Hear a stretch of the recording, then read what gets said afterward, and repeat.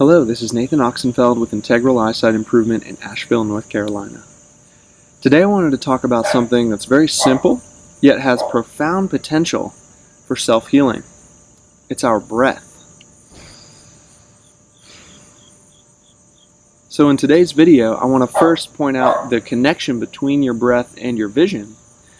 I want to actually show you a simple breathing practice that you can try out and have an experience with. And then I want to finish up just by talking a little bit about how you can incorporate your breath and your breathing practices into your pre-existing daily vision routine and just in your life in general. So for some guidance on this topic, we're going to look to ophthalmologist Dr. William H. Bates, who developed this entire field of holistic eye care. We've got a quote here that I want to read to you out of my book called Give Up Your Glasses for Good, Holistic Eye Care for the 21st Century. We're going to break the quote down into a couple different parts. So the first part is just the first sentence, and Dr. Bates writes, "Many patients with imperfect sight are benefited by breathing." So that's a very simple, straightforward sentence, but it's interesting when we start to look a little bit deeper into the breath and how it ties in with your vision. So he goes on to say, "At one time I experimented with a number of patients, first having them hold their breath and test their vision, which was usually lower when they did not breathe. They became able to demonstrate that holding their breath was a strain and caused imperfect sight, double vision, dizziness, and fatigue, while the deep breathing at once gave them relief." So let's pause there and just look into that a little bit. So let's do a little experiment. If you are comfortable taking off your glasses or taking out your contacts, that'd be best as we go through these breathing practices so that you can see if there's a change or a difference in your vision. So if you're wearing contacts, you might want to pause and then take them out and restart. You want to look at an object that's not clear when we're doing this. So if you're farsighted, you might want to grab a book or a magazine or your cell phone or something to hold up close where it's a little blurry so that you can maybe notice if it changes. If you're nearsighted, you might want to look at the computer screen if it's blurry, or something across the room, something with print, or something that you can tell if it changes. First, what you're going to do is you're going to look at that object and you're going to hold your breath. So just stop breathing, no inhales, no exhales, and just notice what that does not only to your eyesight, but just to your feeling, general feeling in your body. Now, whenever you can't hold your breath any longer, take a nice deep inhale and start to breathe deeply, and then notice what immediately happens to your vision. It comes right back, and you feel much better in your entire body. So you can demonstrate to yourself, just like Dr. Bates says, that holding your breath creates a strain. There's a lack of movement. And you may even notice things happening with your vision. You might experience vision loss. Parts of your peripheral vision may disappear or black out. But right when you start to breathe again, your vision comes right back. Your eyes start moving and shifting. So breath is movement, and movement is so important in vision. So if you haven't watched my movement video, you can watch that one. But we're going to focus more in on breath in this one. So that was just a little experiment to see what happens when you don't breathe. Now, shallow breathing is not that much of a step above just not breathing at all. There have been laboratory tests done on these yogic breathing practices, and it was found that your normal shallow breath, your unconscious breath, when you're not really thinking about it, you're only taking in about 500 cubic centimeters of oxygen with a shallow breath in, and then you're letting out about the same amount, about 500 cubic centimeters out. But when you exhale that shallow breath, you can notice that there's still room, there's still air in your lungs.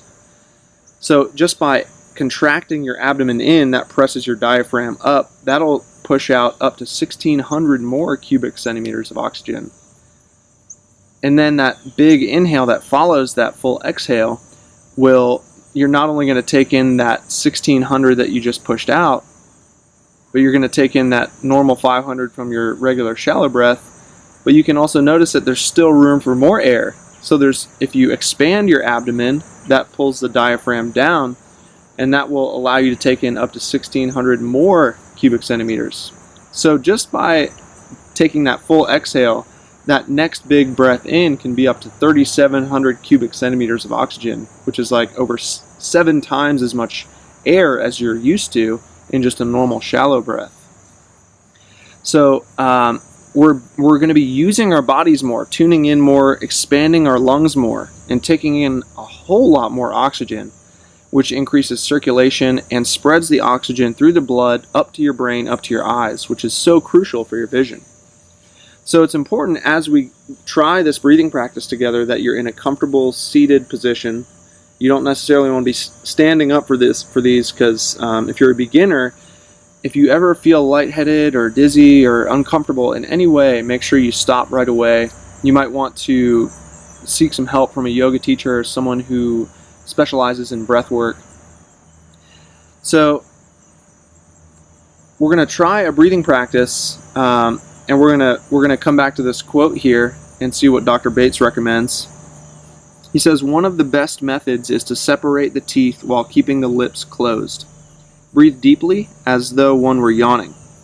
When done properly, one can feel the air cold as it passes through the nose and down the throat. This method of breathing secures a great amount of relaxation of the nose, throat, the body generally, including the eyes and ears.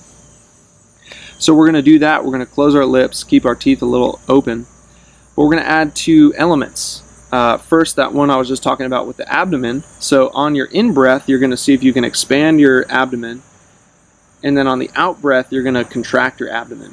So if it helps, you can leave a hand or both hands on your belly and kind of exaggerate this movement as you're breathing. Or you can just let your hands relax by your sides. We're also going to add in a 1-to-2 ratio. So your inhale is going to be 1 second, your exhale is going to be 2 seconds. And then as we go, we'll see if we can lengthen that a little bit. So get nice and comfortable. Maybe close your eyes. We're going to start with the 1 to 2, just 1 second in, 2 seconds out. So inhale 1, exhale 2. Inhale 1, expand your belly. Exhale 2, contract. Inhale 1, expand. Exhale 2, contract. Now we're going to see if we can add a 1 second pause in between the inhale and exhale. So inhale 1, expand. 1 second pause. Exhale 2, contract. Inhale 1. Pause, exhale 2. So if that feels comfortable, you can try with me increasing it, doubling the breath. So inhale 2, expand, pause for 1, exhale 4, contract. Inhale 2, pause, exhale 4, contract. One more. Inhale 2, pause, exhale 4.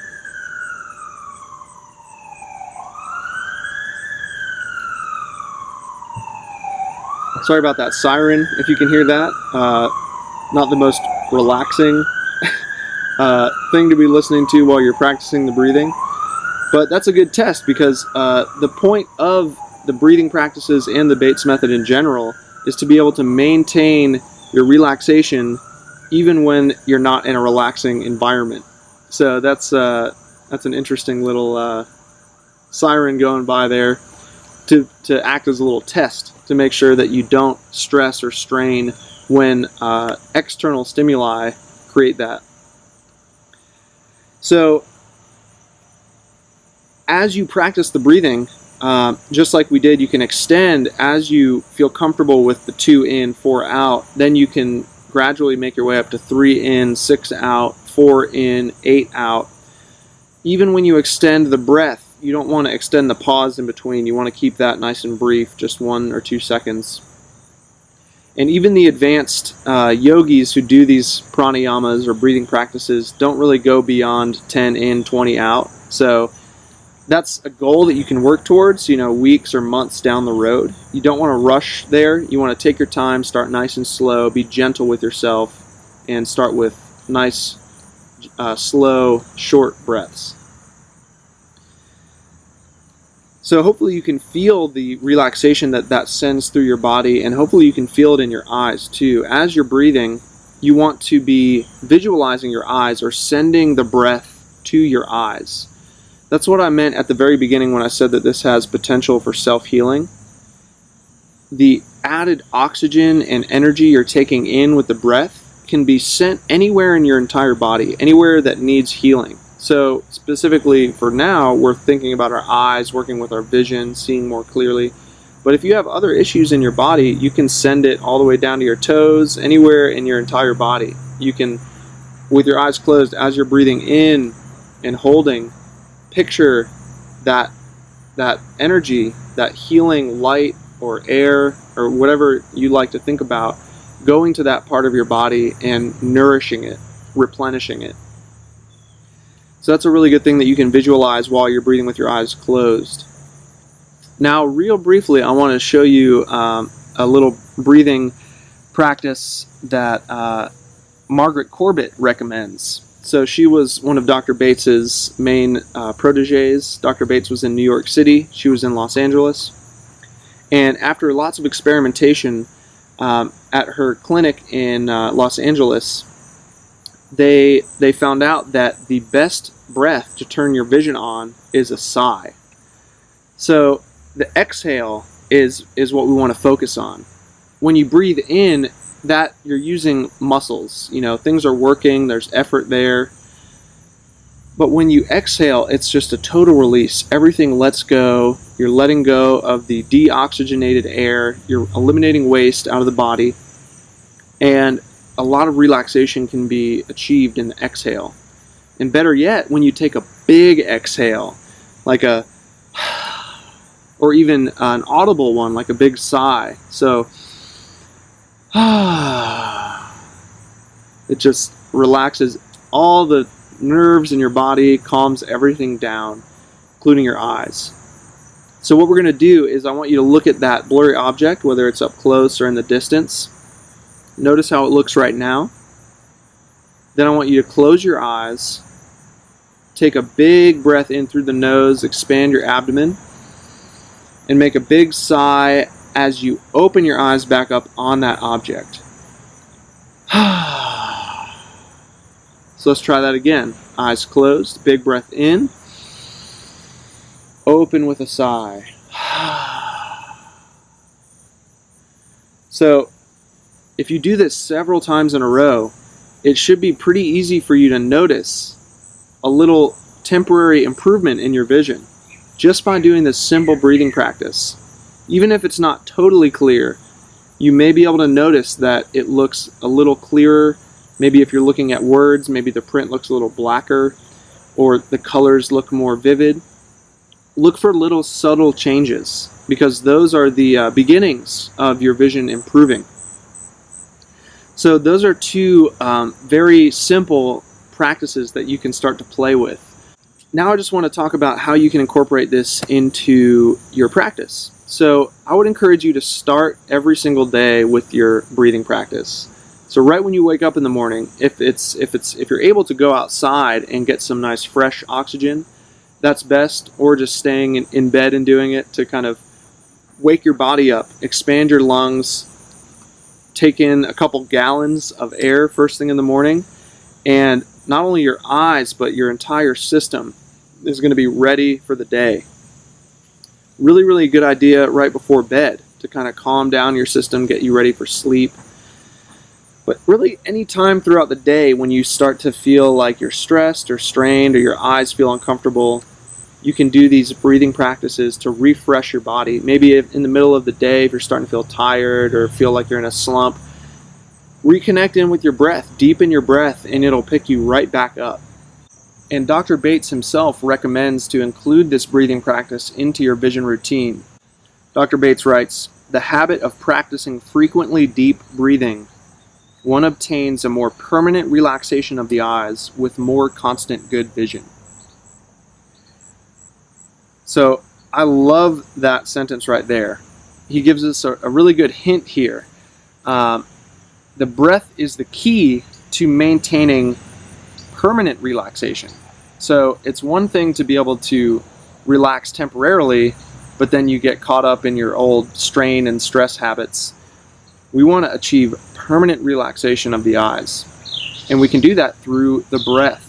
So if you're doing that exhale open with a sigh and you are noticing flashes of clarity, they may only last for a few moments and then they go away. So the breath, the deep breathing, is the secret to extend those flashes to make them last longer, stick around. He also says that the deep breathing is the way to achieve constant good vision. So the breathing, although at first it seems very obvious and very simple, it's actually very, very important in your practice. More often than not, when I'm working with people and teaching them vision lessons and teaching them how to use the eye chart, when they're doing the vision practices or reading the eye chart or reading up close, the first thing to go right out the window is their breath. They'll hold their breath. And that's because they're concentrating or focusing. So we want to learn how to maintain the breath while we're focusing and concentrating.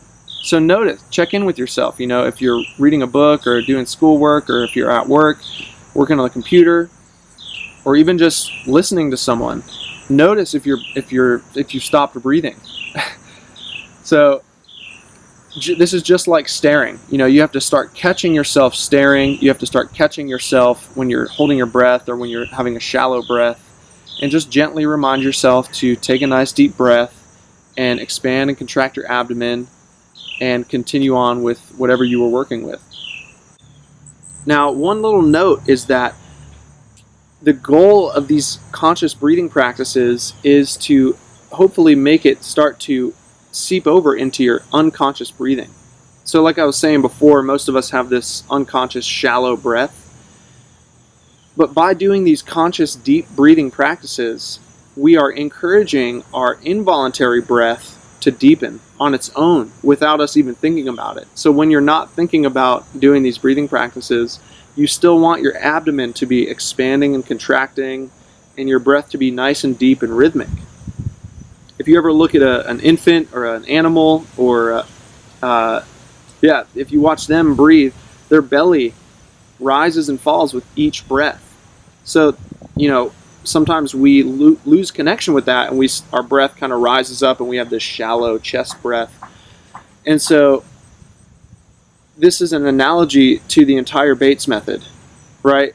Doing the conscious vision practices are designed to help seep over into your unconscious vision habits.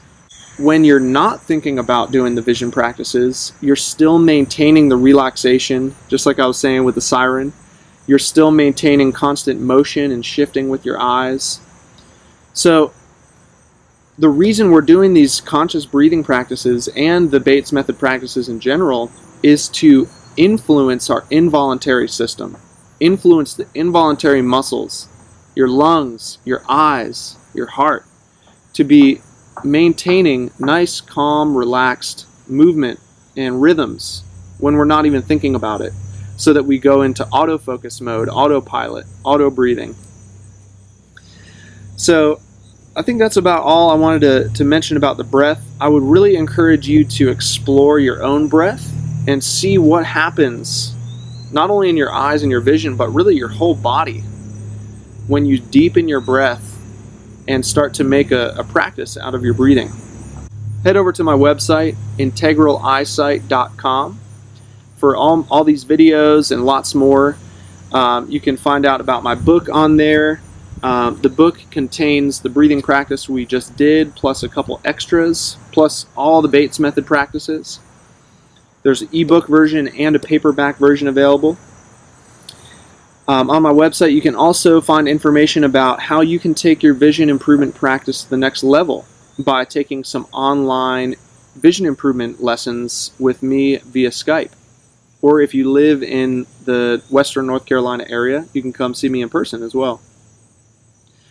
So, thank you so much for watching, and happy breathing.